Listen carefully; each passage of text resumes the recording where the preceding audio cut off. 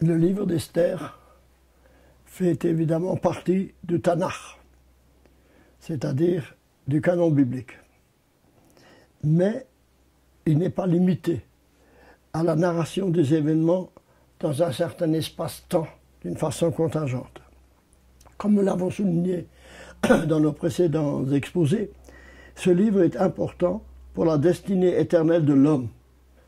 C'est dans ce sens que nous avons compris et que nous voulons comprendre la réflexion de Maïmonide en disant que le livre d'Esther est comparable à la Torah.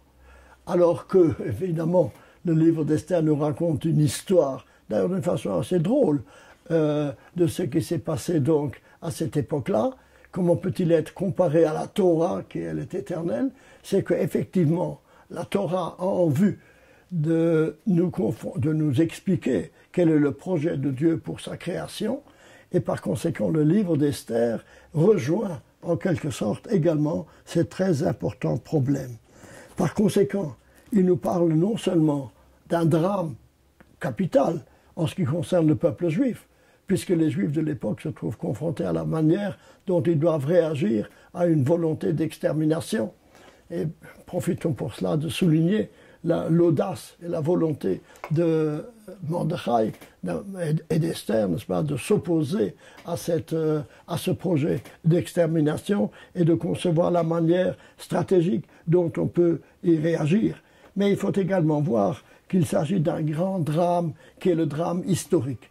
Car ce qui concerne le peuple juif, répétons-le, ne concerne pas seulement le peuple juif, mais toujours en scène également un problème général humain. Et par conséquent, on comprend très bien que l'explication du Maharal, qui entreprend dans son livre Or Hadash, une lumière nouvelle, une explication de la Megillah, dépasse l'événement historique et par conséquent intègre les héros de la Megillah dans une sorte de typologie générale de conduite humaine. C'est ainsi que Mardoché, Haman, Assuérus représentent une certaine catégorie d'hommes, une certaine manière de réagir devant le drame de l'histoire. C'est dans ce sens que je voudrais comprendre que la Megillah, le rouleau d'Esther, est désigné par le Talmud à la fois comme une Igeret et comme un Sefer. Igeret veut dire une lettre veut dire que Mardoché et Esther ont envoyé au peuple juif pour réagir à la situation telle qu'elle se présentait, mais également comme un Sefer, c'est-à-dire comme un livre qui est intégré dans le canon biblique pour dépasser l'événement et pour montrer quelle est sa valeur d'une manière générale. Donc la Megillah est à la fois représentative du drame humain et pas seulement du drame du peuple juif, qui est un des exemples du drame humain et qui élève la signification du destin juif à un niveau humain plus général. C'est pourquoi la Megillah est à la fois tragique, il s'agit de l'extermination d'un peuple, un génocide, et à la fois comique, puisqu'il se passe évidemment le renversement total de ce que nous avons vu. D'ailleurs, le mot clé, si vous voulez, de la Megillah, c'est V'naforhu, c'est-à-dire, et c'est le contraire qui s'est produit. Haman voulait pendre et il est pendu. Et à la place de Haman, vient Mardoché, il prend la place. Esther prend la place de Vashti. Et tout se passe comme si c'est une pièce de théâtre, au fond, dont on nous présente le développement dès le départ. Et nous assistons donc à la fois à des renversements qui sont, je dirais, presque comme une comédie de boulevard. Or, l'existence de l'homme est précisément marquée également sur cette dualité de l'homme. L'homme est à la fois vit dans un monde tragique et à la fois dans un monde comique. Et l'acceptation de cette dialectique dès le départ, eh bien, et la lutte représente la lutte du peuple juif et la lutte également de l'homme qui, lui, est un être fini, mais qui aspire à l'infini. Et donc le problème essentiel, effectivement, est celui de la limite que l'homme doit s'imposer pour pouvoir vivre dans le monde, à savoir accepter sa dualité, mais la dépasser dans un sens qui donne un sens à sa vie, qui est celui de dépasser sa finitude pour parvenir a une aspiration vers l'infini. C'est cette aspiration qui caractérise essentiellement l'homme. Et c'est dans ce sens que dans le livre le commentaire que le Maharal consacre à la Megillah, il y a une typologie particulière en ce qui concerne ces personnages. Essayons maintenant de voir comment il présente ces personnages sous le signe de ce que nous avons essayé de montrer, c'est-à-dire à la fois la destinée humaine et les caractéristiques de chacun de ces personnages comme une typologie. La première, j'ai choisi dans l'ensemble de ce texte un certain nombre d'éléments caractéristiques qui se concentrent effectivement autour de ces trois personnages, Mardoché, Haman et Assuérus. Commençons par ce dernier. Que représente au fond Assuérus? Alors nous le voyons encore, en ce qui concerne sa personnalité historique, nous ne savons pas grand-chose.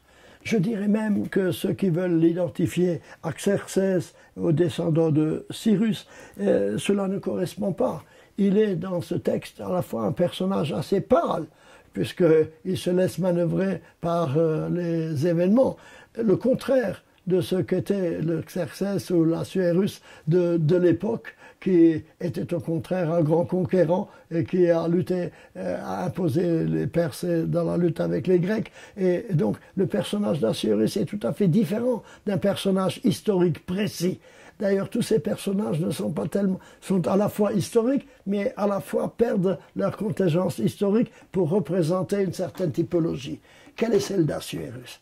Alors, ce qui marque Assuérus lorsqu'il monte sur le trône, le texte nous dit, vous allez voir comment le Maharal interprète à la suite du Talmud ces différentes perspectives. Voici ce que Assuérus, il fait un festin. Et ce qui manifeste ce festin, c'est qu'on a le droit d'y boire. Et le texte nous précise « Vahashtia kadat ein ones ». En ce qui concerne cette boisson, c'est-à-dire donc, je pourrais presque dire cette beuverie, ein ones, il n'y a aucune limite.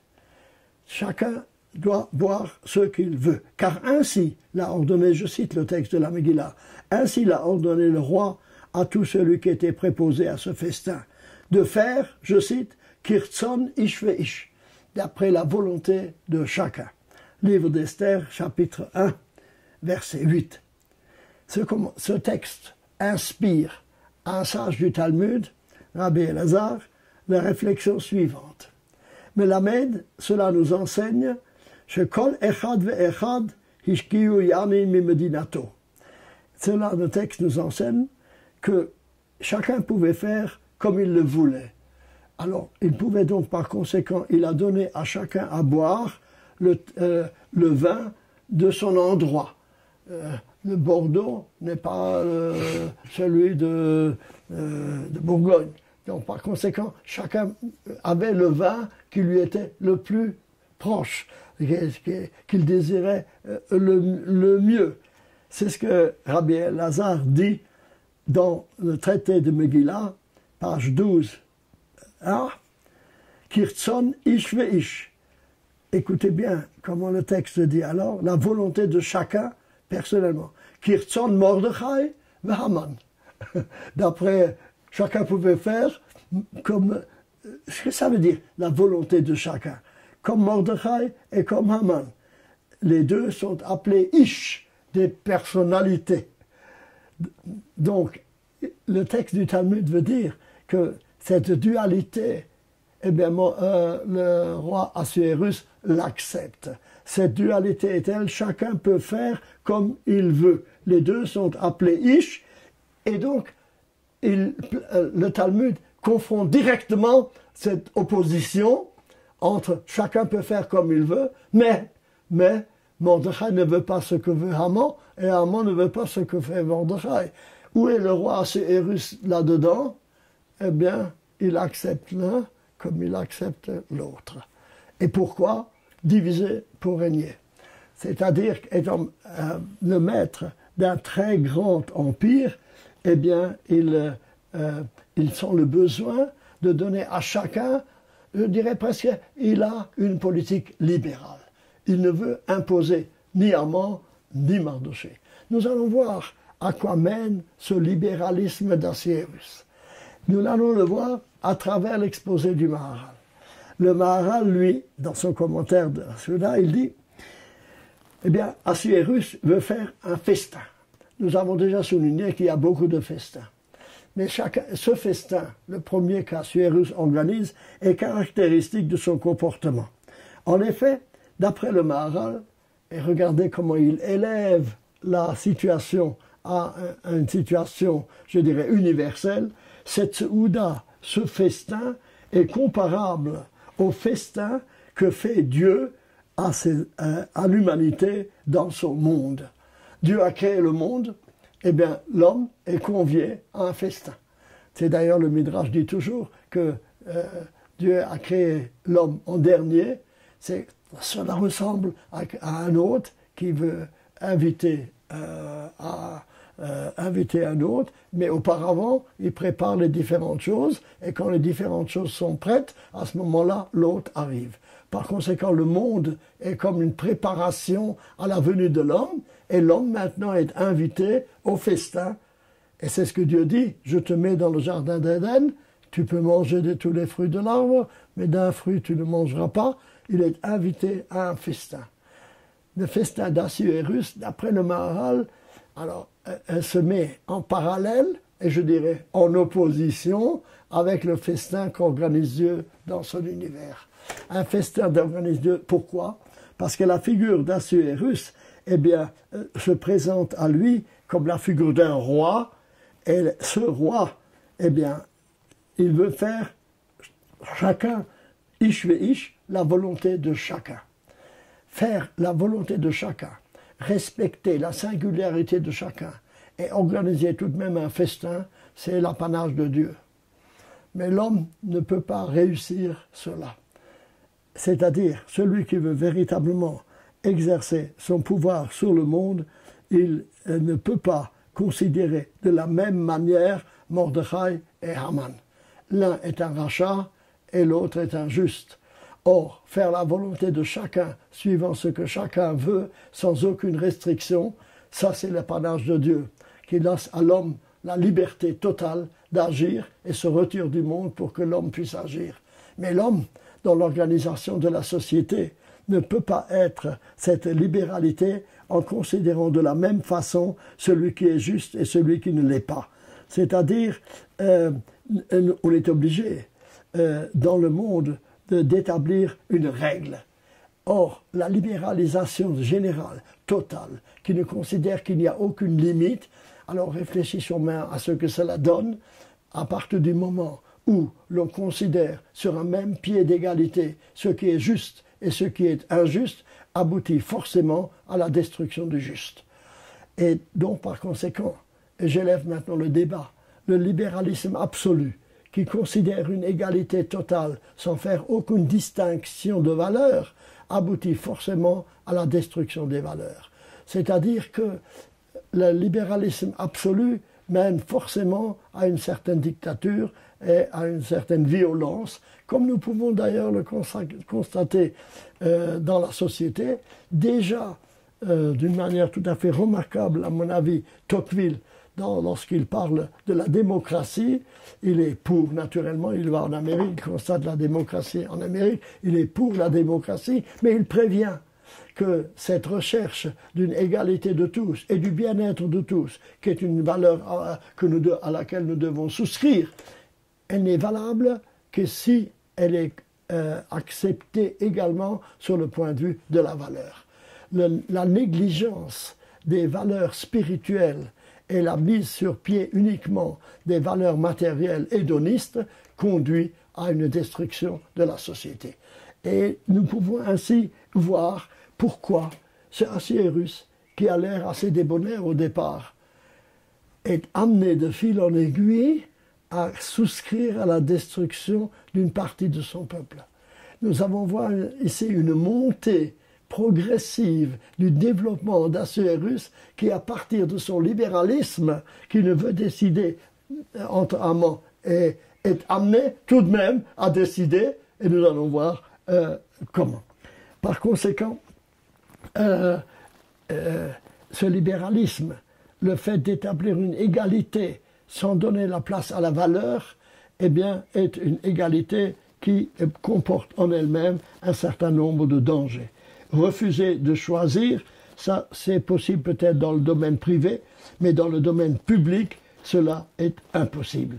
Là, vous voyez que on voit très bien cette volonté de laisser à chacun faire comme il veut se prouve également par le fait que dès le premier chapitre, il dit Liot kol ish sorer beveito, que chaque homme est libre de faire dans sa maison comme il veut et prépare par conséquent déjà ce libéralisme et nous montre, comme nous allons le voir, que Assuérus dans le fond n'est pas celui que l'on croit.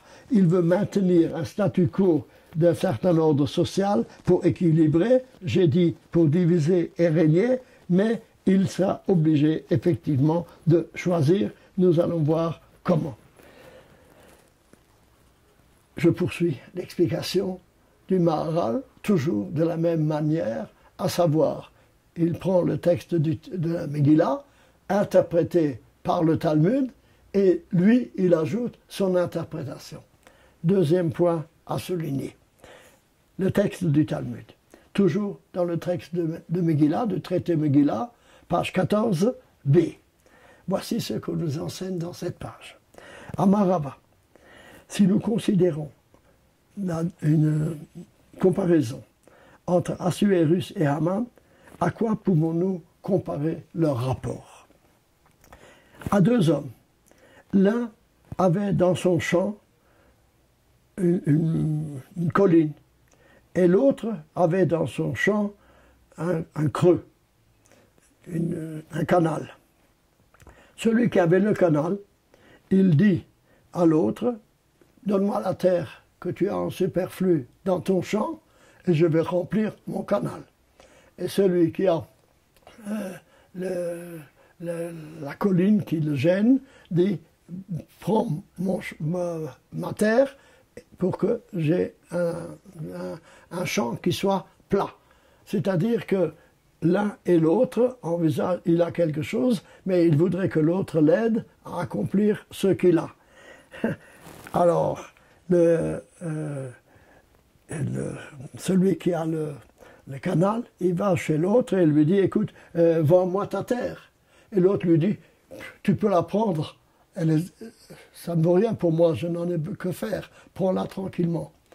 Ainsi est le rapport de Haman et de Assuérus. Haman est gêné par la présence d'Israël, du peuple juif.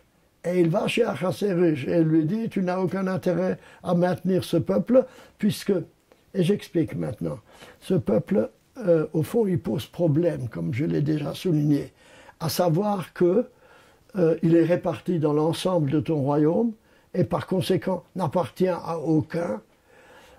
Il n'obéit pas à l'aide du roi, c'est-à-dire il a une exigence, lui, qui me semble très différente de la tienne. Quelle est ton exigence à toi? Que chacun puisse faire comme il veut. Or, l'exigence profonde de l'existence du peuple juif, ce n'est pas que chacun puisse faire comme il veut. Il est représentatif d'une valeur. La preuve, c'est qu'il n'est pas lié à un territoire, il est partout, et il est tout de même une nation. Ça veut dire qu'il représente quelque chose qui n'est pas identifiable par rapport à ce que nous avons l'habitude d'identifier dans notre pays. Et par conséquent, tu n'as aucun intérêt à le maintenir, puisqu'il est dans son fond quelque chose qui s'oppose à ton attitude libérale. Et le roi dit, mais prends-le. C'est-à-dire qu'au fond, Assuérus lui-même n'est pas convaincu de la présence du peuple juif. Et effectivement, cela lui pose le même problème qu'à Haman. Seulement, il veut avoir la paix. Alors il le laisse pour l'instant. Chacun suivant sa volonté. Mordechai comme Haman. Mais au fond, tu as raison. Au fond, si je le maintiens, cela met en cause mon libéralisme. On voit très bien, n'est-ce pas, l'image. Ici, pour un auditeur français, cela se comprend très bien. Sartre, au lendemain de la guerre, réfléchissant sur la situation de la Seconde Guerre mondiale, réfléchissant sur le peuple juif, dans ses réflexions sur les peuples juifs, Sartre aboutit à cette conclusion que le libéral, au fond, le libéral est un antisémite. Pourquoi? Parce qu'il reconnaît le peuple juif, il reconnaît le juif seulement en tant qu'homme, mais pas en tant que juif dans sa singularité. Il est prêt à ce que le juif existe s'il renonce à ce qui fait sa particularité de juif.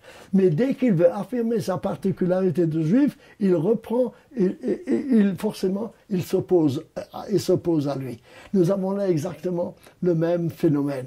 C'est-à-dire que le texte de la Gemara, d'une façon extrêmement fine, considère que Assuérus, au fond, dans son libéralisme, se cache un événement qui est celui d'accepter le juif seulement qu'il est comme tout le monde, c'est-à-dire qu'il ait son territoire là et qu'il obéisse à l'ordre du droit, mais s'il revendique quelque chose de particulier, une singularité en ce qui le concerne, cela s'oppose à ma volonté et prends-le. Il me dit, je veux l'acheter, il me dit, garde l'argent. Exactement comme celui qui vend sa colline pour remplir le creux de l'autre, le canal de l'autre, je n'ai que faire de lui. Tu peux le prendre. Et par conséquent, le texte voit effectivement qu'Assuérus est également contaminé déjà par cet antisémitisme, bien que pas encore avoué. Je voudrais ajouter ici une réflexion qui n'est pas du Maharal, mais qui donne poids à ce point de vue. Un des mystères de la Megillah, c'est que Mordechai, au moment où les jeunes filles sont rassemblées pour être amenées auprès d'Assuérus et où il choisit une nouvelle épouse à la place de Vashti, Mordechai recommande à Esther de ne pas raconter qu'elle est juive, de ne pas dire d'où elle vient. Et le texte de la Megillah ne dit pas pourquoi, n'explique pas cela. C'est assez curieux. Pourquoi? À la lumière de cette réflexion de la Gemara, affirmée encore une fois par le Maharal, nous comprenons cela. À savoir que si Esther avait dit tout de suite qu'elle est juive, à ce moment-là, ceux qui entourent la cour d'Assuérus auraient réduit Esther à être une des servantes du harem et auraient déjà été contre, puisqu'il y avait déjà un fond d'antisémitisme qui existait et que Mordechai décelait déjà, c'est Assuérus. Ceci nous explique très bien que Esther, au moment où Mordechai lui demande d'aller chez le roi, Esther hésite. Pourquoi hésite-t-elle? Parce qu'elle n'avait pas révélé au roi qu'elle était juive. Et maintenant, elle doit aller lui dire et sauver ainsi le peuple juif. Alors Mordechai lui dit, si tu n'y vas pas, toi et la maison paternelle vous serez détruite. Et nous, les Juifs, on aura le secours d'ailleurs. Mais pour Esther, il ne s'agit pas seulement d'aller contre cette habitude que l'on a, ou cette loi même, qu'on ne pouvait se présenter que si on était demandé par le roi, sinon on était pris à mort quand on allait dans ce territoire neutre dans lequel on ne devait pas apparaître. Mais Esther risquait sa vie. Parce qu'elle révélait au roi qu'elle était juive, eh bien, risquait qu'on lui « Ah, tu es juive, donc par conséquent, tu n'es plus la reine. Tu fais partie de ce groupe qui est un sous-groupe. Et nous ne t'acceptons par conséquent pas. » Alors Mordechai lui dit « Ah, tu veux être sauvé, tu ne veux pas faire partie de notre destin. » Esther dit « Non, c'est pas ça. Je suis prêt à y aller. Mais il faut que je trouve un stratagème pour essayer de convaincre le roi autrement que par une idéologie. » Et c'est pourquoi elle invente cette jalousie, si vous voulez, pour inventer un amant, encore une fois, et une deuxième fois, pour éveiller la jalousie du roi envers Haman, et cela amènera effectivement la stratégie de la sauvegarde. Mais cela explique la mentalité d'Assuérus, qui Assuérus était tenté précisément avec un certain antisémitisme latent. C'est ainsi que nous voyons que d'après l'explication du Maharal, je lis le texte d'explication du Maharal, certainement il y a lieu de voir que Assuérus, pourquoi a-t-il accédé au fait de vendre le peuple juif si Assuérus lui-même n'était pas d'une certaine manière convaincu de l'inutilité du peuple juif. Et si Esther avait dit tout de suite que Haman était le méchant, eh bien cela n'aurait pas pu réussir. Par conséquent, nous voyons que Assuérus est amené par conséquent par son libéralisme, et par son libéralisme, c'est Assuérus qui est arrivé au génocide et à être d'accord, c'est-à-dire qu'il n'a pas vraiment cédé à Haman, il était prêt à cela, et il voulait se débarrasser des Juifs autant que lui. Et pourquoi des Juifs? Parce que précisément les Juifs étaient l'antithèse de cet relativisme moral de son royaume. Les Juifs ne peuvent pas être d'accord avec le juste et l'injuste reçoivent la même chose. Ils n'acceptent pas son pluralisme et cependant ils sont universels. Mefuzar ou Mefourad parmi les peuples, ils ont quelque chose d'universel, mais ils n'acceptent pas d'être ainsi. Ils ont d'autres lois. Et donc par conséquent, ils ne peuvent l'accepter, ils ont un autre fondement, ils ne respectent pas les lois et donc ils accèdent à la volonté de Haman.